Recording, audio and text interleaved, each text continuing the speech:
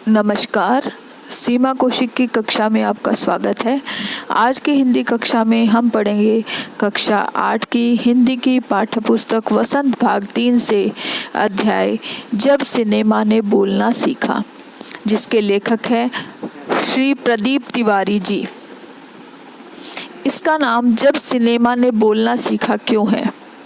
क्योंकि शुरुआत में जब फिल्मों का निर्माण शुरू हुआ था तो सिनेमा में मूक फिल्में बनाई जाती थी। मूक फिल्में यानी कि जिन फिल्मों में डायलॉग्स नहीं होते थे, बिना डायलॉग वाली, जिसको हम गूंगी फिल्म भी कह सकते हैं, ऐसी फिल्में बनाई जाती थी।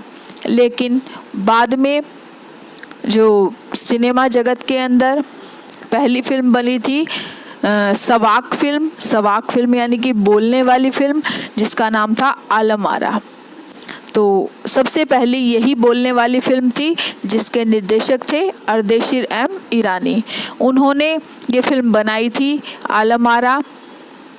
और वो फिल्म कैसे बनी, कौन इसमें कलाकार थे, कितना इसमें समय लगा, कहानी कहाँ से ली गई और इसमें गायक कौन थे, ये कब रिलीज़ हुई, ये कितने दिन थिएटर में लगी रही, ये सब चीज़ें जो होती हैं वो आलम आरा फिल्म से जो भी रिलेटेड चीज़ें हैं वो इस पाठ के अंदर श्री प्रदीप तिवारी जी ने दी हैं। यानी कि आलम आरा फिल्म के बनने से रिलेटेड जो भी बातें हैं वो सारी हमें इस पाठ में पढ़ने को मिलेंगी। वैसे तो जो हमारा सिनेमा जगत है उसमें दादा साहब फाल्के को माना जाता है फिल्मों का जो पिता है, लेकिन जो सवाक फिल्मों का पिता है वो माना जाता है अर्देशीर एम ईरानी को, क्योंकि उन्होंने ही सबसे पहली बोलने वाली फिल्म बनाई थी, इसलिए उनको सवाक फिल्मों का पिता कहा जाता है। और जो भारतीय फिल्म जगत का जो है उसमें दादा साहब फाल्के को उसका पिता कहा जाता है और सवाक फिल्मों का पिता कहा जाता है अर्देशीर एम ईरानी को। तो ये फिल्म जब रिलीज़ हुई थी, कैसे क्या था, वो सब चीज़ें हमें इसमें पढ़ने को मिलेगी। तो शॉर्ट में आपको समझ आ गया होगा कि इसके अंदर क्या बताया गया कि आलम आरा फिल्म जब बनी थी वो कैसे बनी थी, क्या क्या था उसमें, सब चीज़ें हमें इसमें पढ़ने को मिलेगी। तो शब्दों के अर्थ साथ के साथ मैं बताती जाऊंगी और आप इसको समझते जाइए। बहुत ज़्यादा मुश्किल पाठ नहीं है। तो देखिए, इसका नाम इसीलिए रखा गया है जब सिनेमा ने बोलना सीखा, यानी कि पहली जब बोलने वाली फिल्म बनी तभी सिनेमा ने बोलना सीखा था, यानी कि आलम आरा फिल्म बनी थी जब।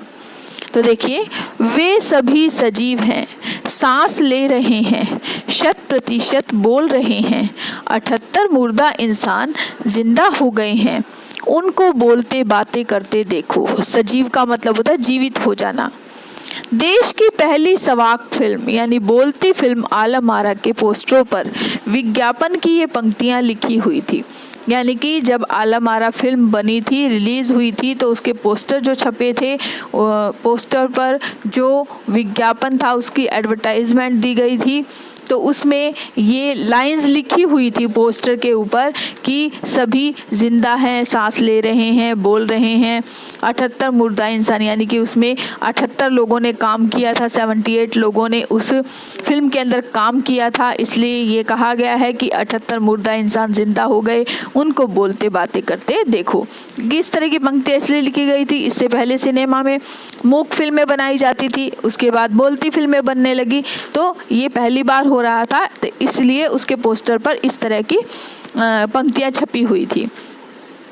14 मार्च 1931 की वह ऐतिहासिक तारीख भारतीय सिनेमा में बड़े बदलाव का दिन था। इसी दिन पहली बार भारत के सिनेमा ने बोलना सीखा था। हालांकि वह दौर ऐसा था जब मूक सिनेमा लोकप्रियता के शिखर पर था। ऐतिहासिक होता है इतिहास से संबंधित। दौर यानी कि समय, मूक यानी कि गूंगी। पहली बोलती फिल्म जिस साल प्रदर्शित हुई उसी साल कई मूक फिल्में भी विभिन्न भाषाओं में बनी, मगर बोलती फिल्मों का नया दौर शुरू हो गया था। यानी कि जब ये ऐतिहासिक तारीख बन गई थी, क्योंकि 14 मार्च 1931 को ये फिल्म रिलीज़ हुई थी। भारतीय सिनेमा में बड़े बदलाव का दिन था, क्योंकि यही वो तारीख है जब पहली बोलती फिल्म बनी थी, प्रदर्शित हुई थी उस साल। तो इसलिए ये सिनेमा जगत में एक ऐतिहासिक दिन माना जाता है, इतिहास में बहुत बड़ा दिन माना जाता है सिनेमा जगत के अंदर। लेकिन उस समय मूक फिल्मों का दौर था, तो मूक फिल्में ज़्यादा बनती थी, लेकिन बोलती फिल्मों का जो दौर है, समय है, वो शुरू हो चुका था। पहली बोलती फिल्म आलम आरा बनाने वाले फिल्मकार थे अर्देशीर एम ईरानी। अर्देशीर ने 1929 में यानी कि 1929 में हॉलीवुड की एक बोलती फिल्म शोबोट देखी और उनके मन में बोलती फिल्म बनाने की इच्छा जगी। पारसी रंगमंच के एक लोकप्रिय नाटक को आधार बनाकर उन्होंने अपनी फिल्म की पटकथा बनाई। इस नाटक के कई गाने ज्यों के त्यों फिल्म में ले लिए गए। यानी कि जब पहली बोलती फिल्म बनाई थी, उसके निर्देशक थे अर्देशीर एम ईरानी जी। उन्होंने 1929 में हॉलीवुड की यानी कि जो बाहर की कोई फिल्म देखी थी, जिसमें जो बोलती फिल्म थी, शोबोट था जिसका नाम। और जब उन्होंने ये फिल्म देखी तो उनका मन किया कि मैं भी भारत के अंदर बोलती फिल्म बनाऊं। तो उन्होंने एक नाटक, जो पारसी स्टेज का एक बहुत प्रसिद्ध नाटक था, तो वहाँ से उन्होंने फिल्म की पटकथा बनाई। पटकथा यानी कि जो पर्दे पर दिखाई जाने वाली कहानी, जो फिल्म की कहानी। पटकथा यानी कि जो पर्दे पर, स्क्रीन पर दिखाई जाएगी, वो फिल्म की कहानी उन्होंने उसी पारसी रंगमंच के एक लोकप्रिय नाटक से लिया। अब कई जो नाटक, उस नाटक के अंदर कई गाने जो थे वो वैसे के वैसे ईरानी जी ने अपनी फिल्म के अंदर ले लिए थे। एक इंटरव्यू में अर्देशीर ने उस वक्त कहा था, हमारे पास कोई संवाद लेखक नहीं था। संवाद यानी कि डायलॉग राइटर, यानी कि जो डायलॉग्स, कैरेक्टर के डायलॉग्स लिख सके। गीतकार नहीं था, संगीतकार नहीं था, यानी गीत लिखने वाला, गाने लिखने वाला और उसमें म्यूजिक देने वाला, यानी संगीतकार कोई नहीं था। इन सब की शुरुआत होनी थी। अर्देशीर ने फिल्म में गानों के लिए स्वयं की धुनें चुनी। फिल्म के संगीत में महज 3 वाद्य, तबला, हारमोनियम और वायलिन का इस्तेमाल किया गया। आलम आरा में संगीतकार या गीतकार में स्वतंत्र रूप से किसी का नाम नहीं डाला गया। इस फिल्म में पहले पार्श्व गायक बने। पार्श्व गायक यानी कि प्लेबैक सिंगर, जो गाना गाते हैं और जिसमें कलाकार होते हैं वो लिप्स मूवमेंट करते हैं और पीछे से आवाज़ किसी और की होती है, प्लेबैक सिंगर जिसको बोलते हैं हम, वो थे WM खान। पहला गाना था दे दे खुदा के नाम पर प्यारे, अगर देने की ताकत है। तो इसमें गीतकार, संगीतकार तो कोई उनके पास ऐसा कोई खास नहीं था, लेकिन इसकी शुरुआत ही हुई थी।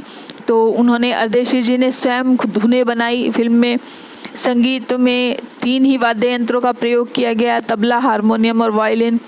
और इसमें किसी भी गीत गाने लिखने वाले का या संगीत देने वाला यानी कि म्यूज़िक देने वाले का किसी का अलग से नाम नहीं डाला गया, क्योंकि सबने मिलकर किया था। तो इसके पहले जो प्लेबैक सिंगर बने थे उसका नाम था WM खान, और सबसे पहला गाना इसके अंदर दिया गया था दे दे खुदा के नाम पर प्यारे, अगर देने की ताकत है। तो आलम आरा का संगीत उस समय डिस्क फॉर्म में रिकॉर्ड नहीं किया जा सका।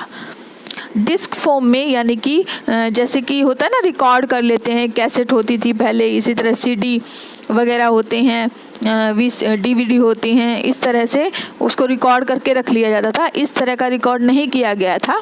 फिल्म की शूटिंग शुरू हुई तो साउंड के कारण ही इसकी शूटिंग रात में करनी पड़ती थी, क्योंकि रात में थोड़ा सन्नाटा रहता था, तो साउंड में कोई डिस्टरबेंस नहीं होती थी आवाज़ में, इसलिए रात में इसकी शूटिंग करनी पड़ती थी। मूक युग की अधिकतर फिल्मों को दिन के प्रकाश में शूट कर लिया जाता था, मगर आलम आरा की शूटिंग रात में होने के कारण इसमें कृत्रिम प्रकाश की व्यवस्था करनी पड़ी। कृत्रिम यानी बनावटी, जैसे रात में लाइटिंग वगैरह, जैसे कि दिन का अगर सीन भी दिखाना है तो वो भी रात में इस तरह की लाइट्स डाली जाती थी, तो इसलिए वहाँ पर इस तरह के बनावटी रोशनी की ज़रूरत पड़ती थी। और यहीं से प्रकाश प्रणाली बनी जो आगे फिल्म निर्माण का ज़रूरी हिस्सा बनी। यहीं से कृत्रिम प्रकाश की शुरुआत फिल्मों के अंदर हो गई थी। आलम आरा ने भविष्य में कई स्टार और तकनीशियन तो दिए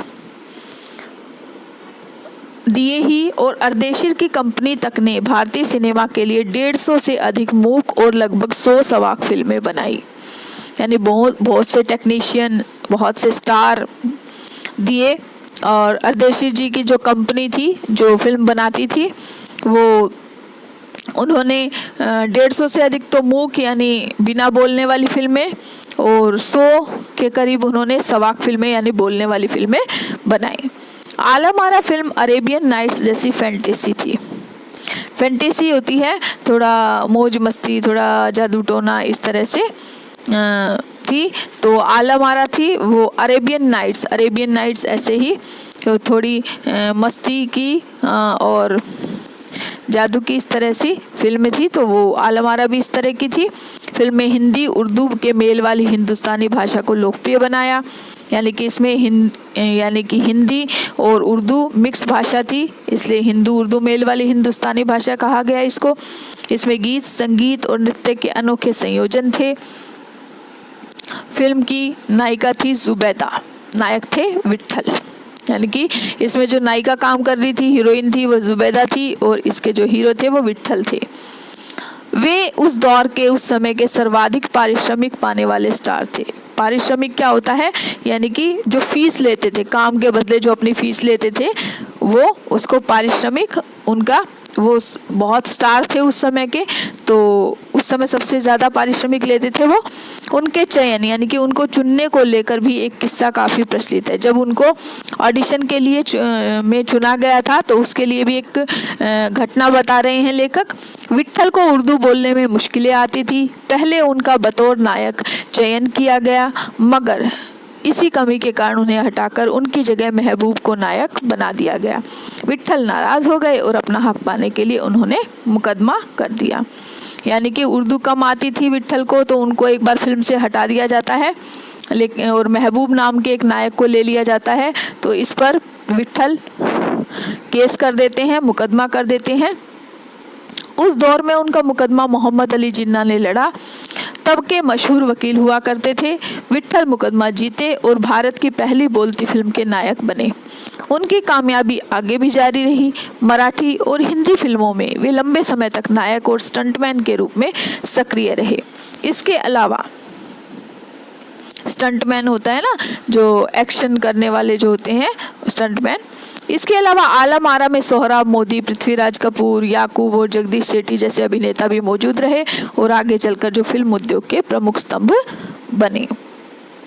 तो इसमें ये बताया गया है कि उन्होंने मुकदमा लड़ा विट्ठल ने, मोहम्मद अली जिन्ना ने लड़ा था और वो जीत गए थे विट्ठल, और फिर से उनको नायक के रूप में फिल्म के अंदर ले लिया गया था। और इन्होंने मराठी हिंदी फिल्मों में बहुत समय तक विट्ठल ने काम किया था। और इसके अलावा जो आलम आरा में और भी कलाकारों ने काम किया, जैसे पृथ्वीराज कपूर, सोहराब मोदी, याकूब, जगदीश सेठी, ये सभी अभिनेता है जिन्होंने इसमें काम किया था। उसके बाद है, यह फिल्म 14 मार्च 1931 को मुंबई के मैजेस्टिक सिनेमा में प्रदर्शित हुई। मैजेस्टिक सिनेमा हॉल था, उसमें 14 मार्च 1931 को ये फिल्म प्रदर्शित की थी, यानी कि दिखाई गई थी। 8 सप्ताह तक हाउसफुल रही, यानी कि 8 वीक तक वो हाउसफुल थी। टिकट लोगों को मिलनी बहुत मुश्किल हो गई थी। वहाँ भीड़ इतनी थी कि पुलिस के लिए नियंत्रण करना मुश्किल हो जाया करता था। समीक्षकों ने इसे भड़कीली फैंटेसी फिल्म करार दिया था, मगर दर्शकों के लिए यह फिल्म एक अनोखा अनुभव थी। यह फिल्म 10,000 फुट लंबी थी और इसे 4 महीने की कड़ी मेहनत से के बाद तैयार किया गया था। यानी कि बहुत ज़्यादा हिट हुई थी ये फिल्म। और ये इसकी जो फिल्म की लंबाई थी, जो रील होती थी पहले तो 10,000 फीट की थी और 4 महीने लगे थे इसको बनाने में। सवाक फिल्मों के लिए पौराणिक कथाओं, पारसी रंगमंच के नाटकों, अरबी प्रेम कथाओं को विषय के रूप में चुना गया। इसके अलावा कई सामाजिक विषयों वाली फिल्में भी बनी। ऐसी ही एक फिल्म थी खुदा की शान। इसमें एक किरदार महात्मा गांधी जैसा था, इसके कारण सवाक सिनेमा को ब्रिटिश प्रशासकों की तीखी नज़र का सामना करना पड़ा। तो पहले जब सवाक फिल्में बनाई गई, बोलने वाली फिल्में, तो पुरानी कहानियों से या पारसी रंगमंच के जो नाटक है, जैसे कि आलम आरा भी इसी के आधार पर बनी थी। इसी प्रकार पुरानी प्रेम कथाएं हैं अरबी, तो वहाँ से कहानी को ले लिया जाता था इसके अलावा जो सामाजिक विषय, समाज को में हमारा कोई ऐसा है उसको उठाया जाता था विषय को, ऐसी एक फिल्म उस समय बनी थी, नाम था खुदा की शान। इसमें एक देशभक्त, एक महात्मा गांधी जैसा कैरेक्टर था फिल्म के अंदर। और उस समय ब्रिटिश सरकार का हमारे देश पर राज था, तो इसलिए ब्रिटिश प्रशासक थे जो उन्होंने अपने जो शासन के खिलाफ समझा इस फिल्म को, इसलिए ब्रिटिश सरकार की तीखी नज़र का सामना भी करना पड़ा था इस फिल्म को। सवाक सिनेमा के नए दौर की शुरुआत कराने वाले निर्माता निर्देशक अर्देशी इतने विनम्र थे कि जब 1956 में आलम आरा के प्रदर्शन के 25 वर्ष पूरे होने पर उन्हें सम्मानित किया गया, यानी कि 25 वर्ष पूरे हुए थे 1956 में, तब उनको सम्मानित किया गया था और उन्हें भारतीय सवाक फिल्मों का पिता कहा गया। यानी कि उनको भारतीय सवाक फिल्मों का पिता क्यों कहा गया? क्योंकि पहली बोलने वाली फिल्म भारतीय उन्होंने ही बनाई थी। तो उन्होंने, जब उनको ये कहा गया भारतीय सवाक फिल्मों का पिता, तो उन्होंने इस मौके पर एक बात कही। वो कहते हैं, मुझे इतना बड़ा खिताब देने की ज़रूरत नहीं है, यानी कि मुझे इतना सम्मान देने की ज़रूरत नहीं है, मैंने तो देश के लिए अपने हिस्से का ज़रूरी योगदान दिया है। यानी मैंने जो देश के लिए करना ज़रूरी समझा, जो ज़रूरी था, वही मैंने किया है। जब पहली बार सिनेमा ने बोलना सीख लिया, सिनेमा में काम करने के लिए पढ़े लिखे अभिनेता अभिनेत्रियों की ज़रूरत भी हुई, क्योंकि अब संवाद भी बोलने थे, सिर्फ अभिनय से काम नहीं चलने वाला था। मूक फिल्मों के दौर में तो पहलवान जैसे शरीर वाले, स्टंट करने वाले और उछल कूद करने वाले अभिनेताओं से काम चल जाया करता था। अब उन्हें संवाद बोलना था और गायन की प्रतिभा की कद्र भी होने लगी थी। इसलिए आलम आरा के बाद आरंभिक सवाक दौर की फिल्मों में कई गायक अभिनेता बड़े पर्दे पर नजर आने लगे। यानी कि ऐसे अभिनेता को लिया जाता था जो गाना भी गा लेते थे और एक्टिंग भी कर लेते थे। तो हिंदी उर्दू भाषाओं को महत्व बढ़ा। सिनेमा में देह और तकनीक की भाषा की जगह, यानी कि पहले तो फेस एक्सप्रेशन से, इशारों से होती थी क्योंकि मूक फिल्में थी, लेकिन बाद में बोलने वाली हो गई तो बोलचाल की भाषाओं का दाखिला हुआ, सिनेमा ज़्यादा देसी हुआ। इस तरह की नई आज़ादी थी जिससे आगे चलकर हमारे दैनिक और सार्वजनिक जीवन का प्रतिबिंब फिल्मों में बेहतर होकर उभरने लगा। यानी कि पहले मूक फिल्में बनती थी तो कलाकार को बोलने का ढंग आए ना आए, केवल देखने में अच्छा होना चाहिए, तो ऐसे कलाकार ले लिए जाते थे। लेकिन बाद में पढ़े लिखे और डायलॉग्स बोल सके, एक्टिंग कर सके, गाना गा सके, इस तरह के कलाकार उसमें काम करने लगे, तो अब और भी सिनेमा का विकास होने लगा था। अभिनेताओं अभिनेत्रियों की लोकप्रियता का असर उस दौर के दर्शकों पर भी खूब पड़ रहा था। माधुरी नाम की फिल्म में नायिका सुलोचना की हेयर स्टाइल उस दौर में औरतों में लोकप्रिय थी। औरतें अपनी केश सज्जा, यानी कि बालों को जो सजाना है, बाल बनाना, उसी तरह कर रही थी। अर्देशी रहमी ईरानी की फिल्मों में भारतीय के अलावा ईरानी कलाकारों ने भी अभिनय किया था। स्वयं आलम आरा भारत के अलावा श्रीलंका, बर्मा और पश्चिम एशिया में पसंद की गई। यानी कि उसका असर ये हुआ कि जो उसमें फिल्मों में काम करने वाले कलाकार हैं उससे लोग प्रभावित होने लगे, उन्हीं की तरह कपड़े पहनने लगे, उन्हीं की तरह हेयर स्टाइल बनाने लगे। तो इसमें उदाहरण दिया है कि माधुरी नाम की एक फिल्म थी, उसमें सुलोचना जो है एक नायिका है, हीरोइन थी, तो उस समय उसकी जो हेयर स्टाइल है, बालों का स्टाइल, उसी तरह का लोग रखने लगे थे। तो इसमें और बाहर के कलाकारों ने भी काम किया था, यानी ईरानी कलाकार भी फिल्मों में काम करते थे, और इसलिए आलम आरा भी अलग अलग देशों में पसंद की गई थी, श्रीलंका में, बर्मा में, पश्चिम एशिया में। भारतीय सिनेमा के जनक फाल्के को सवाक सिनेमा के जनक अर्देशी रहमी ईरानी की उपलब्धि को अपनाना ही था, क्योंकि वहाँ से सिनेमा का एक नया युग शुरू हो गया था।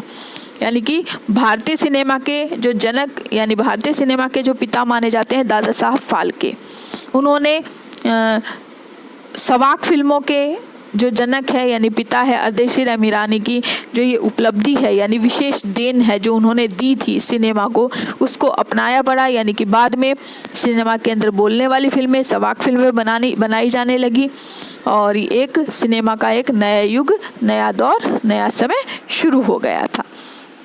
तो आपको ये अच्छी प्रकार से समझ आ गया होगा। पाठ में कुछ प्रश्न हैं तो वो हम एक बार डिस्कस कर लेते हैं, देख लेते हैं। बहुत आसान है। सबसे पहला प्रश्न देखिए, जब पहली बोलती फिल्म प्रदर्शित हुई तो उसके पोस्टरों पर कौन से वाक्य छापे गए? उस फिल्म में कितने चेहरे थे? स्पष्ट कीजिए। सबसे पहले पैराग्राफ में ही पाठ में हमने पढ़ा है कि जब कि उसमें वे सभी सजीव हैं, सांस ले रहे हैं, 100% बोल रहे हैं, 78 मुर्दा इंसान जिंदा हो गए हैं, उनको बोलते बातें करते देखो। और उसमें कितने लोगों ने काम किया था? कितने चेहरे थे? 78 चेहरे, 78 लोगों ने काम किया था। फिर प्रश्न है, पहला बोलता सिनेमा बनाने के लिए फिल्मकार अर्देशी रैम ईरानी को प्रेरणा कहाँ से मिली? उन्होंने आलम आरा फिल्म के लिए आधार कहाँ से लिया? प्रेरणा कहाँ से मिली थी उनको? उन्होंने हॉलीवुड की फिल्म देखी थी शोबोट, वहाँ से उनको प्रेरणा मिली। और उन्होंने पारसी रंगमंच के नाटक को आधार बनाया और फिल्म की पटकथा लिखी। उसके बाद है, विट्ठल का चयन आलम आरा फिल्म के नायक के रूप में हुआ, लेकिन हटाया क्यों गया? विट्ठल ने पुनः नायक होने के लिए क्या किया? तो उनको उर्दू नहीं आती थी तो उनको हटा दिया गया था, लेकिन फिर उन्होंने मुकदमा किया। और उनका मुकदमा किसने लड़ा था? उस समय के प्रसिद्ध वकील थे मोहम्मद अली जिन्ना, जिन्होंने उनका मुकदमा लड़ा था। फिर वो मुकदमा जीत गए और फिर उन्हें दोबारा से फिल्म के अंदर ले लिया गया था, क्योंकि उनको हटाकर पहले तो महबूब नाम के नायक को ले लिया गया था, लेकिन बाद में जब मुकदमा वो जीत गए तो उनको ले लिया गया। उसके बाद है प्रश्न, पहली सवाक फिल्म के निर्माता निर्देशक अर्देशी को जब सम्मानित किया गया तब सम्मानकर्ताओं ने उनके लिए क्या कहा? अर्देशी ने क्या कहा और इस प्रसंग में लेखक ने क्या टिप्पणी की? यानी कि जब सम्मानित किया गया तो उन्होंने कहा, निर्माताओं ने उन्हें भारतीय सवाक फिल्मों का पिता कहा, लेकिन जब उन्होंने ये सुना तो उन्होंने कहा कि मुझे इतना बड़ा सम्मान नहीं चाहिए, मैंने तो देश के लिए ज़रूरी योगदान दिया है। तो इसलिए अर्देशी ईरानी थे, वो इस युग को आरंभ करने वाला पहले निर्माता निर्देशक बन गए थे और उन्होंने देश सेवा को सबसे बड़ी सेवा मानी और इस पुरस्कार को वो अपने देश के लिए महान योगदान समझते थे। इसके बाद है प्रश्न, पाठ से आगे। मूक सिनेमा में संवाद नहीं होते, उसमें दैहिक अभिनय की प्रधानता होती है, पर जब सिनेमा बोलने लगा उसमें अनेक परिवर्तन हुए। उन परिवर्तनों को अभिनेता, दर्शक और कुछ तकनीकी दृष्टि से पाठ का आधार लेकर खोजें, साथ ही अपनी कल्पना का भी सहयोग लें। यानी कि उसमें क्या है, क्या क्या परिवर्तन हुए थे उसमें? एक तो शिक्षित अभिनेता अभिनेत्री, पढ़े लिखे अभिनेता अभिनेत्रियों को मौका मिला क्योंकि संवाद बोलने की ज़रूरत होती थी। इसके अलावा रात में फिल्में बनने लगी थी, कृत्रिम प्रकाश शुरू हो गया था और गायक अभिनेता है, यानी गायक भी हो और साथ में एक्ट करते हों, ऐसे अभिनेता दिखाई देने लगे। हिंदी और उर्दू भाषाओं का महत्व भी बढ़ गया था और वाद्य यंत्रों का भी अलग अलग तरह से प्रयोग होने लगा था, इससे कि भारतीय सिनेमा जो है वो बहुत ज़्यादा विकास कर रहा था। उसके बाद डब फिल्में किसे कहते हैं? कभी कभी डब फिल्मों में अभिनेता के मुंह खोलने और आवाज़ में अंतर आ जाता है, इसका कारण क्या होता है? यानी कि डब फिल्में क्या होती है कि अभिनेता जो है वो अपनी एक्टिंग कर रहा है, लेकिन पीछे से आवाज़ किसी और की होती है और अभिनेता केवल अपनी लिप्स मूवमेंट करता है, होठों यानी कि आवाज़ के साथ अपने होठों को मिलाता है, यानी कि केवल वो मुंह से केवल डायलॉग केवल दिखाता है, बोल रहा है, लेकिन उसकी आवाज़ नहीं होती, पीछे से आवाज़ किसी और की होती है। यानी कि संवाद बोलने वाला व्यक्ति अलग होता है और अभिनय करने वाला व्यक्ति अलग। इनको ही हम डब फिल्में कहते हैं। आपने देखा होगा कई बार कोई इंग्लिश मूवी होती है लेकिन उसको हिंदी में डब कर दिया जाता है, डायलॉग्स हिंदी में होते हैं। इसी प्रकार कई बार सेम ही भाषा की फिल्में होती है लेकिन किसी वजह से अभिनेता या अभिनेत्री बोल नहीं पाता, केवल एक्टिंग करता है बोलने की, पीछे से कोई और आवाज़ देता है, तो उसके डायलॉग उसके साथ अपने लिप्स मूवमेंट को मिलाना पड़ता है। लेकिन कई बार क्या होता है कि आवाज़ पीछे से कई बार जल्दी आती है और जो अभिनेता होता है उसकी आवाज़ नहीं मिल पाती, यानी कि अभिनय करने वाले के होठ आपसी तालमेल नहीं बिठा पाते, जिससे कि डब फिल्मों में ये कमी आ जाती है और ये पता चल जाता है कि आवाज़ किसी और की है, तो पता नहीं चलता इसमें। उसके बाद है अनुमान और कल्पना। अनुमान और कल्पना में है किसी मूक सिनेमा में बिना आवाज़ के ठहाकेदार हंसी कैसी दिखेगी, अभिनय करके अनुभव कीजिए। तो इसमें मूक फिल्म में बताया जा रहा है कि न बोलने वाली फिल्म में अगर ज़ोर से हंसी दिखानी हो तो कैसी होगी। तो आपको केवल अभिनय करना है, आवाज़ नहीं निकालनी है, आवाज़ रोककर हंसने का प्रयास करने की कोशिश करनी है, तो आपको पता चलेगा। फिर अब मूक फिल्में देखने का एक उपाय यह है कि आप टेलीविज़न की आवाज़ बंद करके फिल्म देखें, उसकी कहानी को समझने का प्रयास करें और अनुमान लगाएं कि फिल्म में संवाद और दृश्य की हिस्सेदारी कितनी है। यानी कि आप आवाज़ बंद कर दें टीवी के और केवल उसमें जो एक्टिंग हो रही है उसको ध्यान से देखेंगे तो पहले तो शुरू में समझ नहीं आती, क्योंकि केवल हमें कल्पना करनी पड़ती है, अनुमान लगाना पड़ता है कहानी क्या होगी। और मूक फिल्में क्योंकि उसमें अच्छी प्रकार से हमें चीज़ें समझ नहीं आती हैं, इसलिए वो फिल्में थोड़ी बोरियत वाली होती हैं, यानी कि हमें वो बोर करती हैं। उसके बाद है भाषा की बात। भाषा की बात में है जैसे सवाक में स उपसर्ग लगा हुआ है, कई शब्द बन सकते हैं से, तो शब्दार्थ में होने वाले परिवर्तन बताने हैं। हित, परिवार, विनय, चित्र, बल, सम्मान, इनके साथ स लगाना है। जैसे हित के साथ सहित, सहित मतलब के साथ। परिवार के साथ स उपसर्ग लगा देंगे, सपरिवार, परिवार के साथ। विनय, विनय के साथ हम लगा सकते हैं आखिर में विनम्रता या सविनय। हम विनय का अर्थ होता है विनम्रता, यानी सविनय, स लगा देंगे तो इसका मतलब है विनम्रता के साथ। चित्र यानी सचित्र, चित्र के साथ। बल यानी सबल, बल के साथ या शक्ति। सम्मान यानी ससम्मान, यानी आदर सहित। इन सभी शब्दों यानी हित, परिवार, विनय, चित्र, बल, सम्मान, इनके साथ हमने स लगा के हमने नया शब्द बनाना है, स उपसर्ग लगाकर। उसके बाद है उपसर्ग और प्रत्यय दोनों ही शब्दांश होते हैं, वाक्य में इनका अकेला प्रयोग नहीं होता। इन दोनों में अंतर केवल इतना होता है कि उपसर्ग किसी भी शब्द में पहले लगता है और प्रत्यय बाद में। हिंदी के सामान्य उपसर्ग इस प्रकार हैं, ये दिए गए हैं कुछ शब्द, उपसर्ग दिए गए हैं, उपसर्ग और प्रत्यय के कुछ शब्द दिए गए हैं, उदाहरण भी दिए गए हैं। तो और अब आपने कुछ उदाहरण खोजने भी हैं अपनी बुक से। तो उपसर्ग और प्रत्यय तो आप छठी और 7वीं क्लास में भी कर ही चुके हैं, तो आपको समझने में दिक्कत नहीं आएगी। ऊपर भी हमने भाषा की बात में पहला प्रश्न किया ही है। तो आपको जो ये उपसर्ग दिए गए हैं सामान्य उपसर्ग, उन्हीं उपसर्गों के साथ आपने कुछ उदाहरण है वो खोजने हैं।